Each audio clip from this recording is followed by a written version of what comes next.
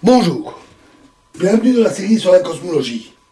Alors le principe cosmologique est un principe qui dit que l'univers est homogène et isotrope en tout point. Donc il est le même partout et dans toutes les directions. C'est-à-dire que quel que soit l'endroit où on se trouve, le ciel serait semblable à celui que nous observons sur Terre. Donc pas les mêmes constellations, mais des étoiles, des galaxies, dans un ensemble semblable sur Terre. Bien sûr, une autre planète pourrait se trouver dans une zone d'une galaxie où il y a beaucoup plus d'étoiles. Les étoiles proches seraient plus nombreuses, donc à l'œil nu, la vue pourrait être très différente, mais avec des télescopes pour regarder très loin, la distribution des galaxies autour serait un peu semblable à celle que l'on peut observer depuis la Terre. Il n'y a donc, selon ce principe, pas d'endroit privilégié dans l'univers, c'est-à-dire pas de centre à l'univers. Tous les points sont semblables, sur le même pied d'égalité.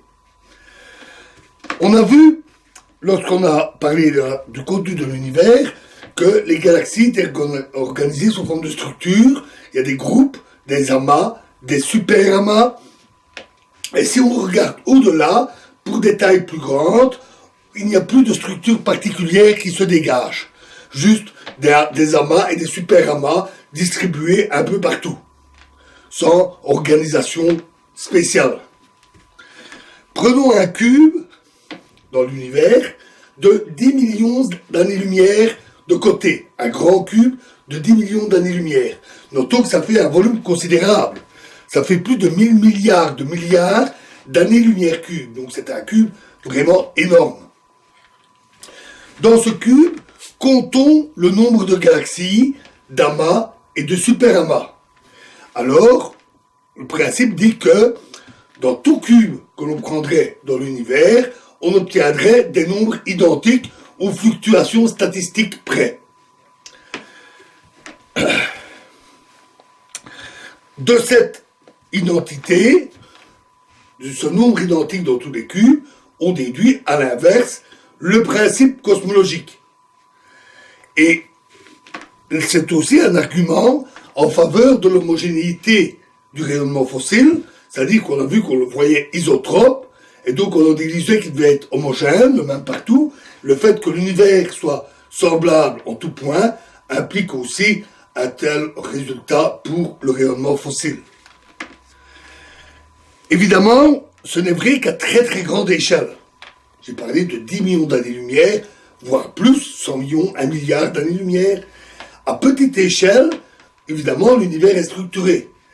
Il est formé de galaxies, d'étoiles, de planètes.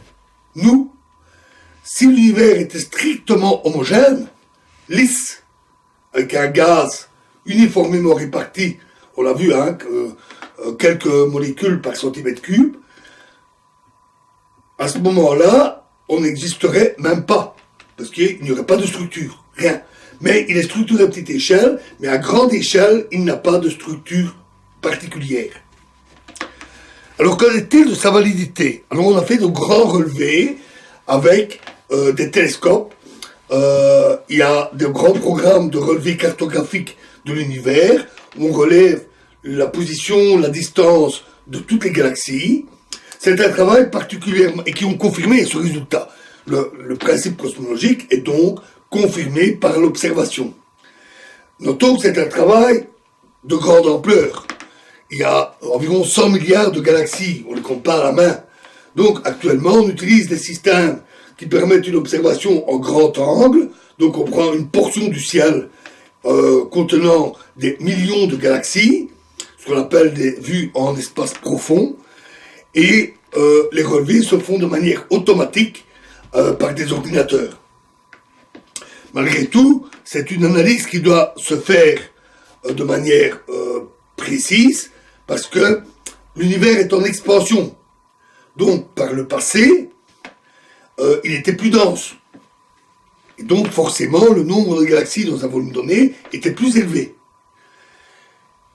Ce qui veut dire que lorsqu'on fait l'analyse globale et qu'on veut vérifier le principe cosmologique, on doit prendre une certaine distance approximative, mais constante, une coquille autour de nous, et vérifier le principe cosmologique dans cette coquille sphériques qui nous entourent, et pas comparer les régions proches et les régions très lointaines qui appartiennent en fait à un lointain passé.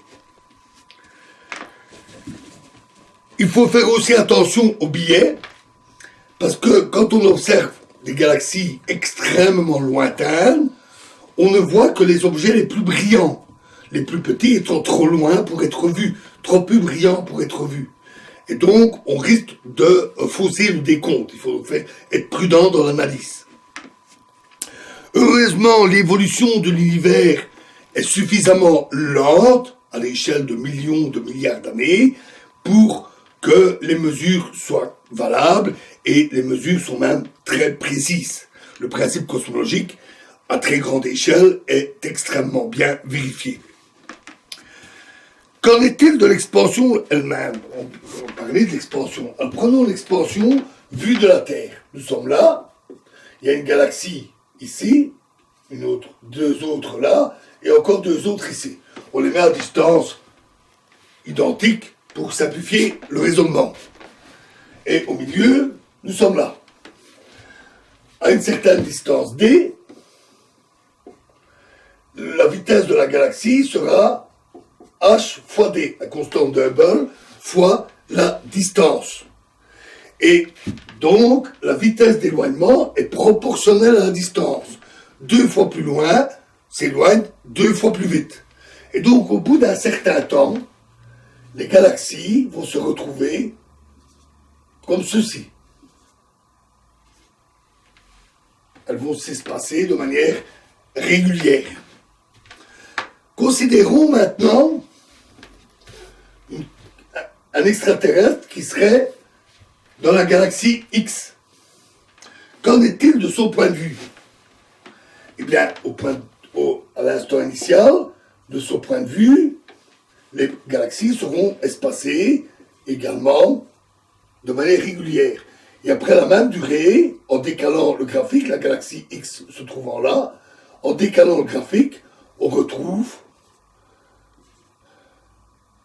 un éloignement qui est proportionnel et se fait avec les mêmes proportions.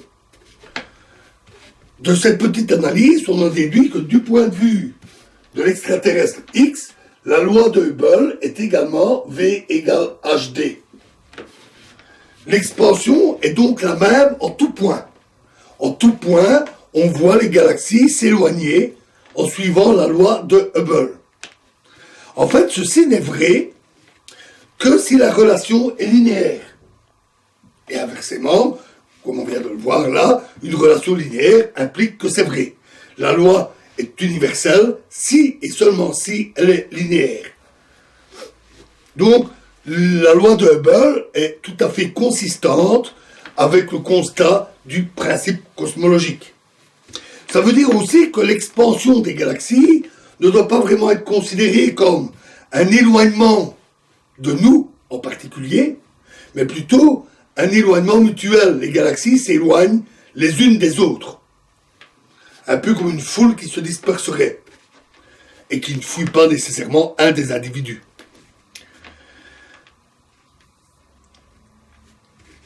En fait, les deux lois sont très liées. Loi linéaire et isotrope est équivalent à dire espace, au moins du point de vue de l'expansion, homogène et isotrope.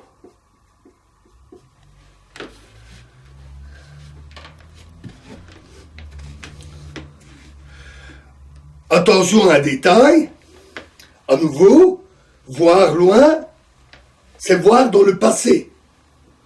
Et quand on dit la constante de Hubble, ça veut dire constante dans l'espace. Vrai en tout point de l'espace à un instant donné. La relation est linéaire dans l'espace, en fonction de la distance. Ce n'est pas nécessairement vrai au cours du temps. La constante de Hubble pourrait varier au cours du temps. Elle est la même en tout point d'espace, mais elle varie au cours du temps. On en reparlera parce que la théorie va nous conduire à dire que cette valeur doit varier. Le mot constante est alors un peu trompeur, mais il reste vrai au moins dans l'espace. Et on aura des surprises dans les vérifications. Donc on en reparlera. Nous avons tout en main. Tous les points les plus importants dans la description de l'univers pour en faire un modèle. Il nous reste à connaître les théories validées par l'expérience, par l'observation, les théories physiques. Et le modèle standard de la cosmologie est basé sur à peu près toutes les théories que nous avons.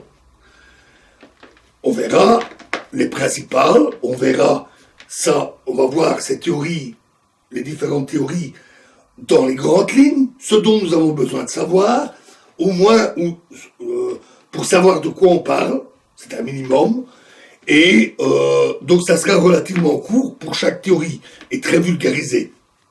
Donc nous commencerons dans la prochaine vidéo. Je vous remercie.